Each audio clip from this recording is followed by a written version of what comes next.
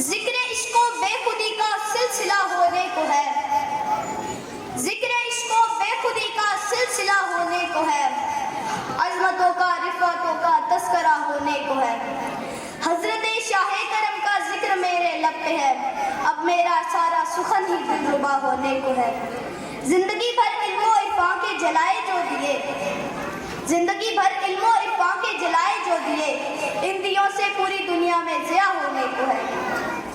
جناب صدر، معزز اساتذہ کرام اور میرے ہم مکتب ساتھیوں، آج میں جس شخصیت کو خراج عقیدت پیش کرنا چاہتا ہوں وہ ہے حضور ضیاء الامت جسٹس پیر محمد کرم شاہ الازہری رحمۃ اللہ علیہ۔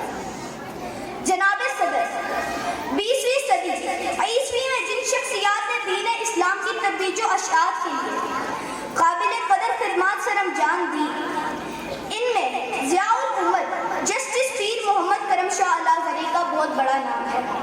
آپ نے دین کی تبلیغ، افکار و نظریات کی اشاعت کے لیے پختہ علمی دلائل، حکمت و نصیحت اور افہام و تفہیم کو بنیاد بنایا۔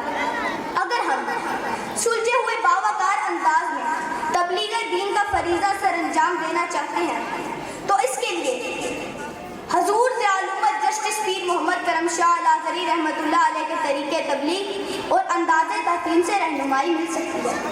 آپ کی فکر میں اخلاص نیت، حصول علم، پختہ دلائل اور وسعت مطالعہ کو بنیادی اہمیت ہے۔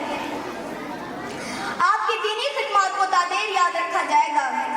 میں ان اشعار پر اپنے موضوعات کو سمیٹتا ہوں۔ روح سے راب ہو کان محسوس ہو، روح سے راب ہو کان محسوس ہو، جب بھی کوئی کرے گفتگوئے کرم، کتنی تاثیر ہے بات بگڑی بنے، دل کو تسکین دے گفتگوئے کرم، ہر گھڑی سامنے ان کی صورت رہے، ان کی یادوں کا گلشن مہکتا رہے، آنکھ پرنم رہے، دل مچلتا رہے اور ہوتی رہے گفتگوئے کرم۔ شکریہ۔